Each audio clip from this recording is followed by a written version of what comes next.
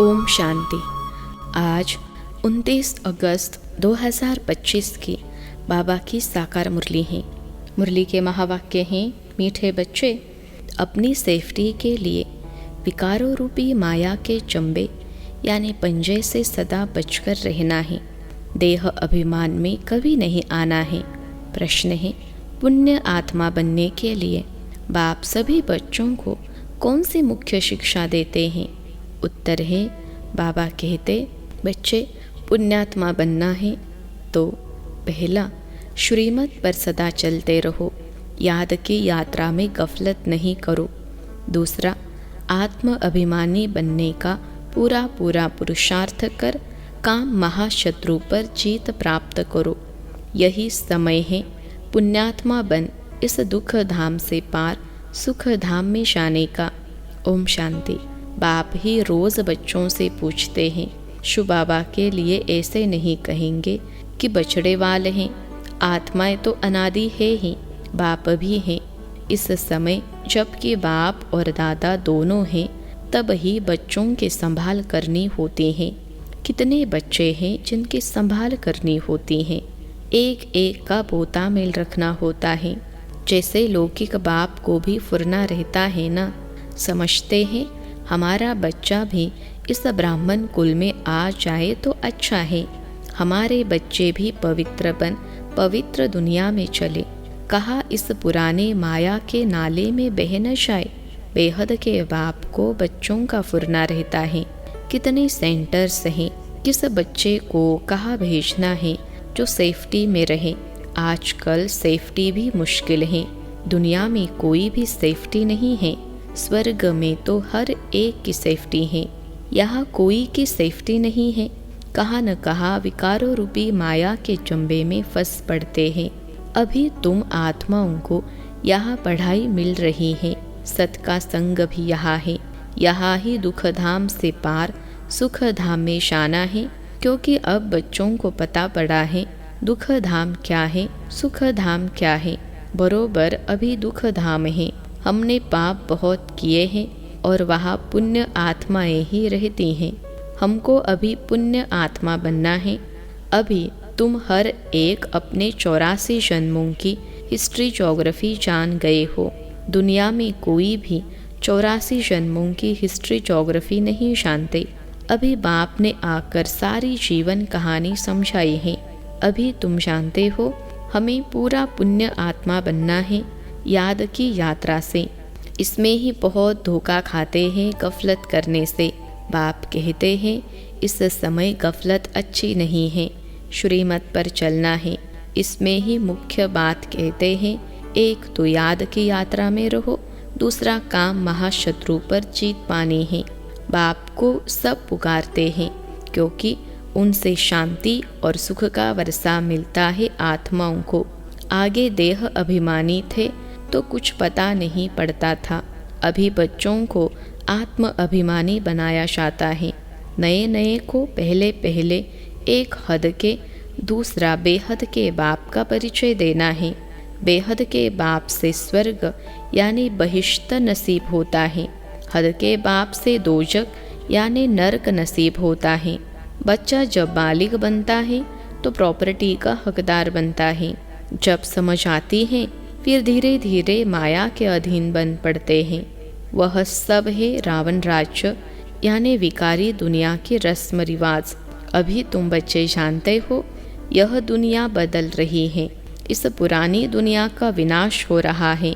एक गीता में ही विनाश का वर्णन है और कोई शास्त्र में महाभारत महाभारी लड़ाई का वर्णन नहीं है। गीता का है ही यह पुरुषोत्तम संगम युग। गीता का युग माना आदि सनातन देवी देवता धर्म की स्थापना। गीता है ही देवी देवता धर्म का शास्त्र। तो यह गीता का युग है जबकि नई दुनिया स्थापन हो रही है। मनुष्यों को भी बदलना है, मनुष्य से देवता बनना है। नई दुनिया में ज़रूर देवी गुणों वाले मनुष्य चाहिए ना। इन बातों को दुनिया नहीं जानती।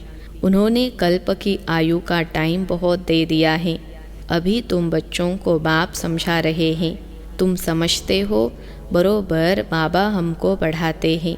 श्री कृष्ण को कभी बाप, टीचर या गुरु नहीं कह सकते।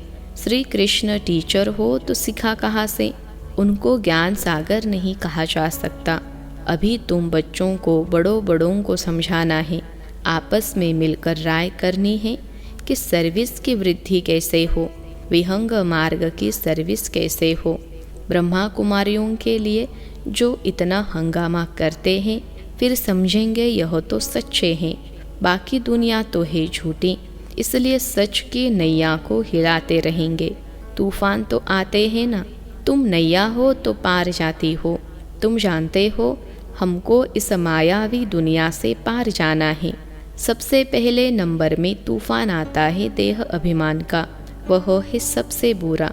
इसने ही सबको पतित बनाया है। तब तो बाप कहते हैं काम महाशत्रु है। यह जैसे बहुत तेज तूफान है, कोई तो इन पर जीत पाए हुए भी है।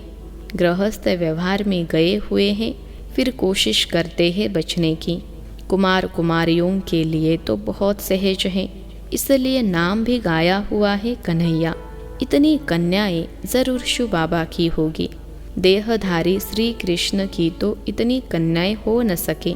अभी तुम इस पढ़ाई से पटरानी बन रहे हो, इसमें पवित्रता भी मुख्य चाहिए। अपने आप को देखना है कि याद का चार ठीक है। बाबा के पास कोई का 5 घंटे का, कोई का 2-3 घंटे का भी चार्ट आता है। कोई तो लिखते ही नहीं है, बहुत कम याद करते हैं। सबकी यात्रा एक रस हो न सके। अजुन ढेर बच्चे वृद्धि को पाएंगे। हर एक को अपना चार्ट देखना है। मैं कहाँ तक पद पा सकूंगा, कहाँ तक खुशी है। हमको सदैव खुशी क्यों नहीं होनी चाहिए, जबकि ऊंचते ऊंच बाप के बने हैं। ड्रामा अनुसार तुमने भक्ति बहुत की है, भक्तों को फल देने के लिए ही बाप आया है। रावण राज्य में तो विकर्म होते ही हैं। तुम पुरुषार्थ करते हो सतो प्रधान दुनिया में जाने का। जो पूरा पुरुषार्थ नहीं करेंगे तो सतो में आएंगे। सब थोड़े ही इतना ज्ञान लेंगे, संदेश जरूर सुनेंगे, फिर कहा भी होंगे। इसलिए कोने कोने में जाना चाहिए। विलायत में भी मिशन जानी चाहिए। जैसे बौद्धियों की, क्रिश्चियंस की यहाँ मिशन है ना, दूसरे धर्म वालों को अपने धर्म में लाने की मिशन होती हैं। तुम समझाते हो कि हम असूल में देवी देवता धर्म के थे, अब हिंदू धर्म के बन गए हैं। तुम्हारे पास बहुत करके हिंदू धर्म वाले ही आएंगे। उनमें भी जो शिव के हैं, देवताओं के पुजारी होंगे, वह आएंगे। जैसे बाबा ने कहा राजाओं की सेवा करो, वह अक्सर करके देवताओं के पुजारी होते हैं। उनके घर में मंदिर रहते हैं, उनका भी कल्याण करना है। तुम भी समझो हम बाप के साथ दूर देश से आए हैं। बाप आए ही है नई दुनिया स्थापन करने, तुम भी कर रहे हो। जो स्थापना करेंगे वह पालना भी करेंगे। अंदर में नशा रहना चाहिए। हम शिव बाबा के साथ आए हैं देवी राज्य स्थापन करने, सारे विश्व को स्वर्ग बनाने। आश्चर्य लगता है इस देश में क्या क्या करते रहते हैं। पूजा कैसे करते हैं।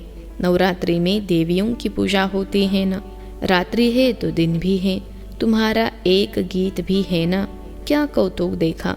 मिट्टी का पुतला बनाए, श्रृंगार कर उसकी पूजा करते हैं। उनसे फिर दिल इतनी लग जाती है, जो डुबोने जाते हैं तो रो पड़ते हैं। मनुष्य मर जाते हैं तो अर्थी को भी ले जाते हैं। हरि बोल कर डुबो देते हैं। जाते तो है ना, नदी तो सदैव है। तुम जानते हो यह जमुना का कंठा था जहाँ रास विलास आदि करते थे। वहाँ तो बड़े बड़े महल होते हैं, तुमको ही जाकर बनाने हैं। जब कोई बड़ा इम्तहान पास करते हैं तो उनकी बुद्धि में चलता है, पास होकर फिर यह करेंगे, मकान बनाएंगे। तुम बच्चों को भी ख्याल रखना है। हम देवता बनते हैं, अब हम अपने घर जाएंगे। घर को याद कर खुश होना चाहिए। मनुष्य मुसाफिरी कर घर लौटते हैं तो खुशी होती है। हम अब घर जाते हैं जहाँ जन्म हुआ था। हम आत्माओं का भी घर है मूल वतन। इतनी खुशी होती है। मनुष्य इतनी भक्ति करते ही है मुक्ति के लिए। परंतु ड्रामा में ऐसा पार्ट है जो वापस जाने का कोई को मिलता नहीं है। तुम जानते हो उनको आधा कल्प पार्ट ज़रूर बचाना है। हमारे अब 84 जन्म पूरे होते हैं, अब वापस जाना है और फिर राजधानी में आएंगे। बस घर और राजधानी याद है।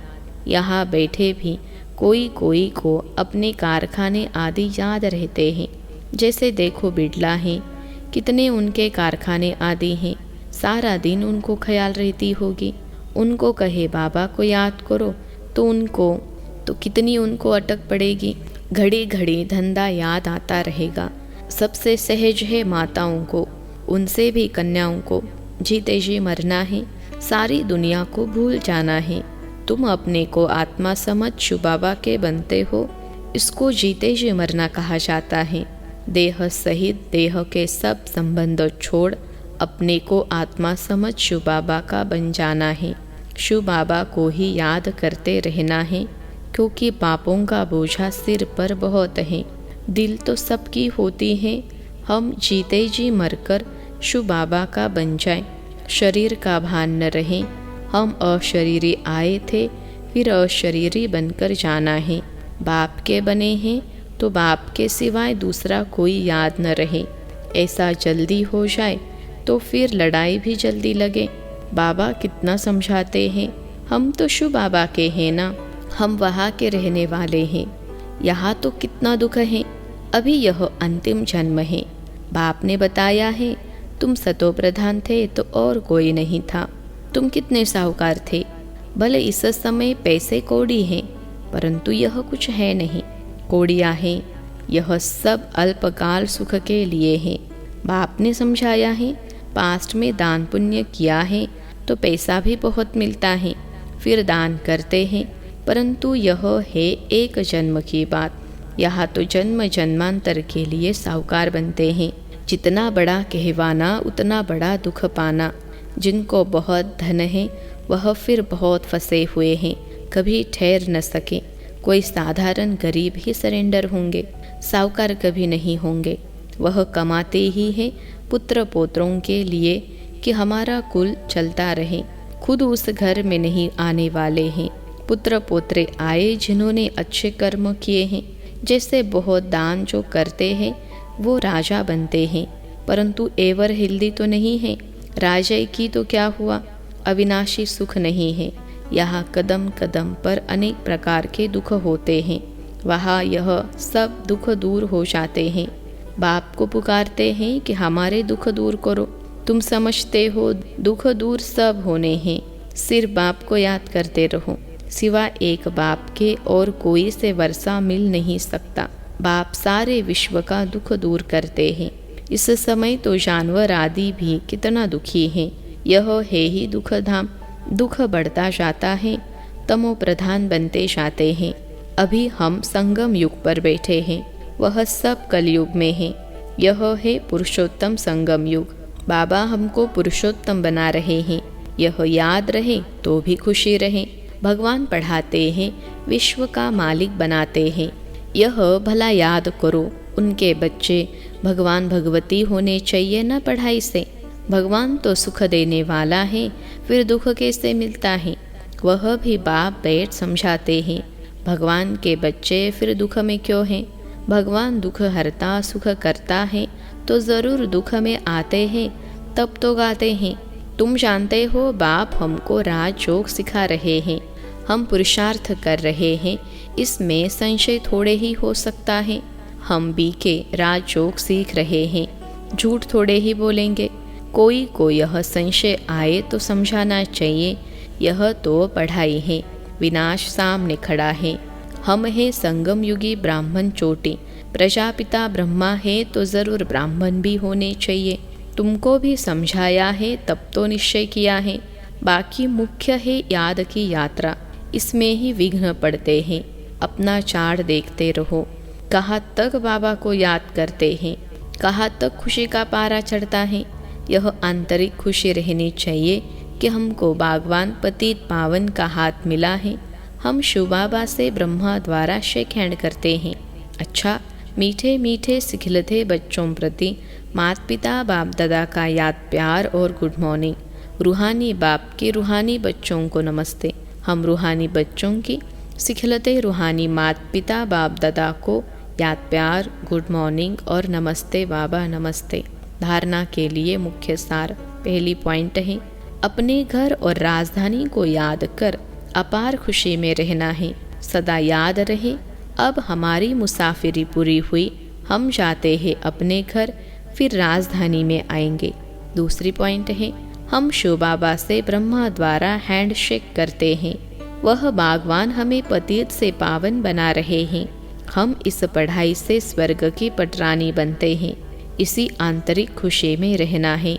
आज का वरदान है, 3 प्रकार की विजय का मेडल प्राप्त करने वाले सदा विजयी भव। 3 प्रकार की विजय का मेडल प्राप्त करने वाले सदा विजयी भव। विश्लेषण है, विजय माला में नंबर प्राप्त करने के लिए पहले स्व पर विजय, फिर सर्व पर विजय और फिर प्रकृति पर विजय बनो। जब यह 3 प्रकार की विजय के मेडल प्राप्त होंगे तब विजय माला का मनका बन सकेंगे। स्व पर विजय बनना अर्थात अपने व्यर्थ भाव, स्वभाव को श्रेष्ठ भाव, शुभ भावना से परिवर्तन करना। जो ऐसे स्व पर विजय बनते हैं वही दूसरों पर भी विजय प्राप्त कर लेते हैं।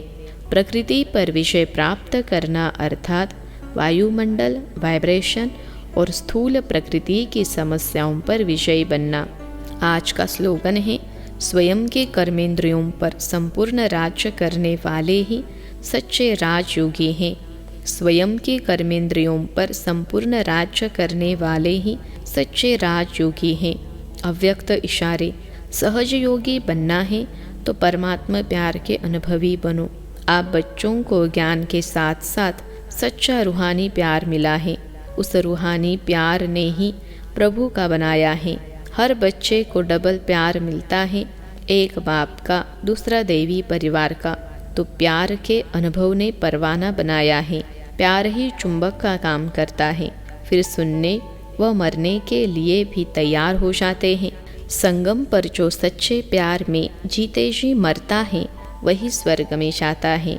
अच्छा, ओम शांति।